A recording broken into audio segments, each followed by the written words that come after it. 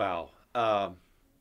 The Peace and Justice Studies, Intro to Peace and Justice Studies, perhaps more than any other one course because we deal with a lot of issues in that course. It's just packed. And so we deal with conflict transformation issues and global justice issues and matters of reconciliation and concepts of justice and a lot of different things. So democratic theory, democratic peace theory. So that might be the class more than any other one class that is it sort of gets allows me to do most of what I do in small chunks. Mm. Well, I love to teach for a number of reasons. One is it's just extraordinarily rich, and it's fun when people share ideas and they're kicking things back and forth, and what one person says lights a fire in another person, and there's this dynamism, this fluidity, this community, and people are both learning in an intellectual sense, but also changing. Human beings change, and they change moment by moment by moment by moment. And when you're in a class and you feel that, that's happening, and that when this person and that person and this person leaves this room today, they're going to be a different person than they were when they walked into the room. And then when they leave this room at the end of the semester, they're really going to be a different person than they were at the beginning of the semester. Mm-hmm. And for some of these students, that's a 4-year enterprise or what have you. When this person is done with her degree, her life is set on a trajectory that she might not ever have imagined. And I consider myself to have the single best job on campus because I do not teach any class that I don't think is of extraordinary importance. And so I never feel like, well, this is just something I have to do, in this week or this reading or this assignment or this discussion. It's sort of obligatory because of the course. Mm-hmm. Every single discussion, every single course, for me, is vitally important because the only things I ever, do in the classroom, we're talking about justice, we're talking about morality, we're talking about equality, we're talking about peace, we're talking about how to end conflict, we're talking about how to make the world better, how to make it more democratic or egalitarian, how to critique systems and structures and technologies that pervade the world and in what ways they need to be changed. And this is just what I do. And so every discussion is both an intellectual adventure, but also a life-challenging, very often life-changing adventure too. Well, clearly the Occupy movement in the United States has been inspired by what's happening in the Arab world. And the Occupy movement that began near Wall Street, of course, has spread not only around the United States, but around the world. And these are two instances of something I think that is much larger, which is to say that not only in North Africa, in the Middle East, but in Latin America, in much of sub-Saharan Africa and in the East and elsewhere, there is a set of movements, a set of institutions, and a growing sensibility among people globally that is seen in the occupation movement and seen in the so-called Arab Spring, which is now the Arab Fall, and the Arab other times of the year too. right? And so these things are tied, and they inspire one another, and they inform one another. It's not only about inspiration, but it's about strategy. Mm-hmm. It's about what kind of tactics did you employ there that we can transfer to our context and employ the same tactics here. And so there's a lot of strategy being shared too. For example, in Tunisia and in Egypt, it's not as though these things just happen spontaneously. Of course, the self-immolation of the young man named Mohammed, who was a market vendor, set off one of these. But at the same time, people over there had been attending, some of the leaders of these movements had been attending strategic nonviolent resistance trainings.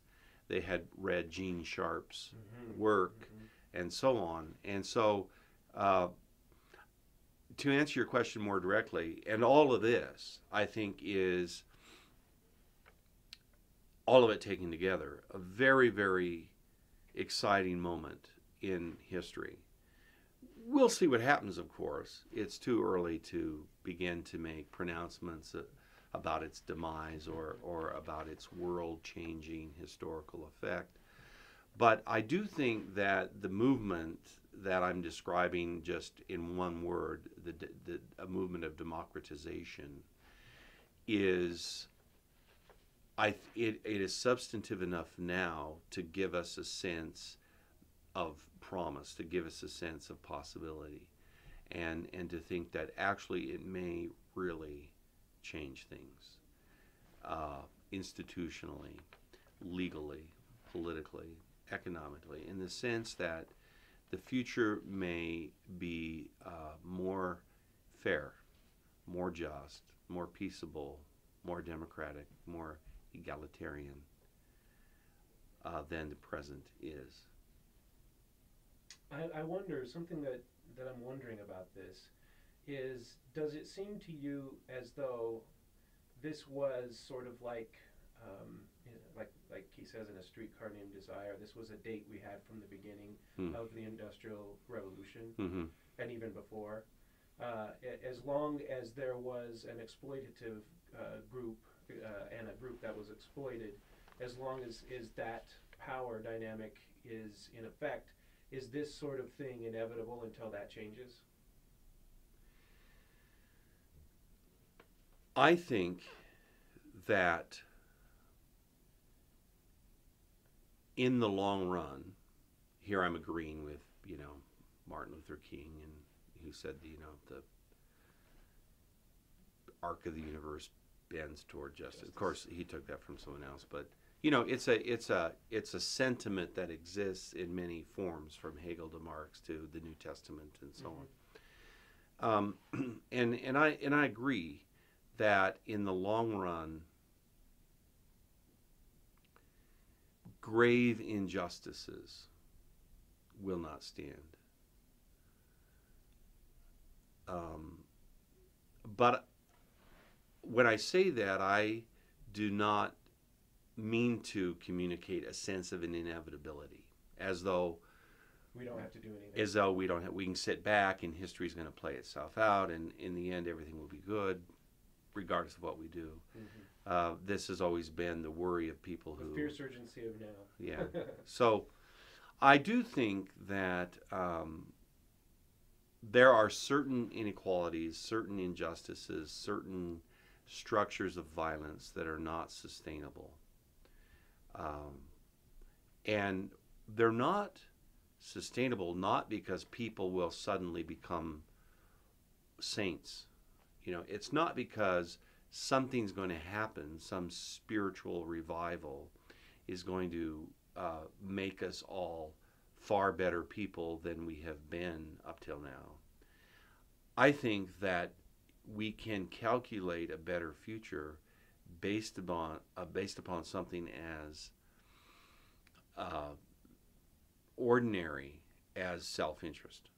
Which is to say, I think that what is happening and what will continue to happen is that people will decide it is in my own self-interest, even if I don't really care that much about other people, even if I just care about me and my children, it's better for us that we live in a society where people are educated, if we live in a society where people have hope, if we live in a society where people have access to health care, if we live in a society where people have jobs.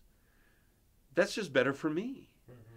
I saw yesterday a poll that had the results of which were released yesterday, where in the United States, 68% of millionaires said they want to be taxed more.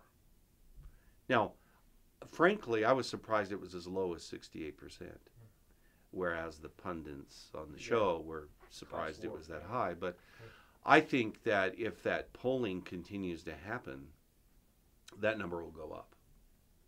I think so. Yeah.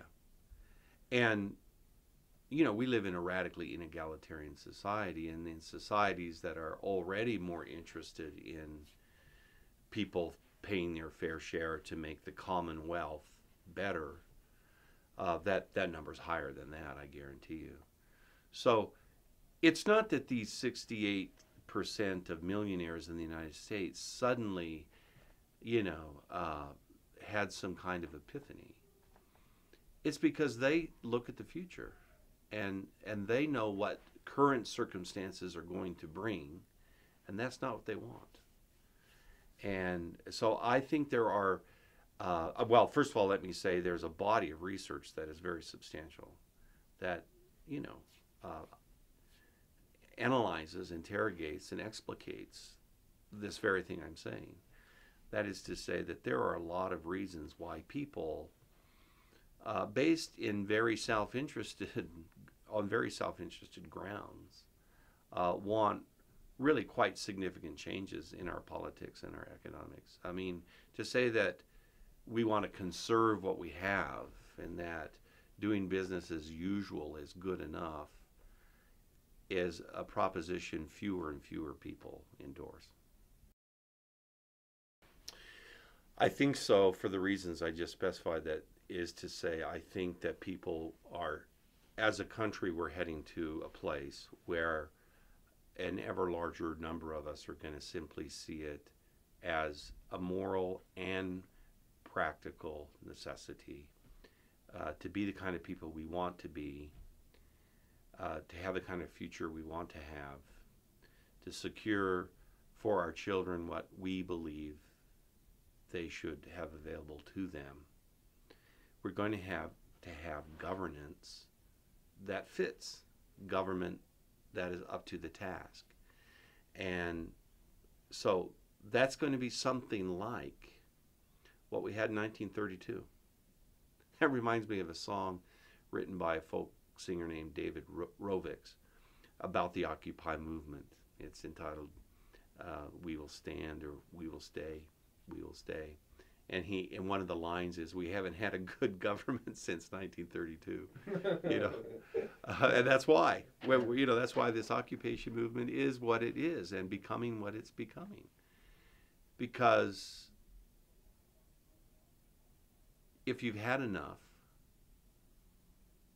of what is clearly understood to be harmful, unfair, unjust, destructive, finally you say, we've had enough.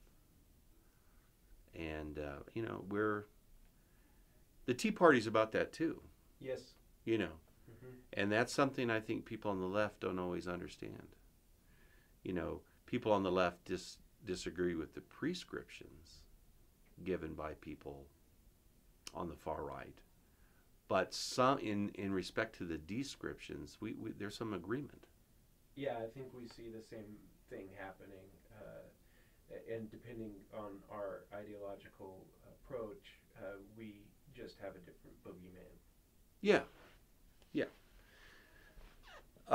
We're fear-based creatures, us Homo sapiens, as Hobbes and the Hebrew Bible and other sources have pointed out to us again and again. And one of the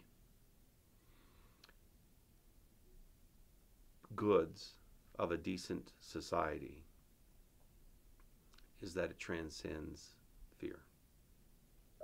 We do not have to be fear-based as a people, as a society.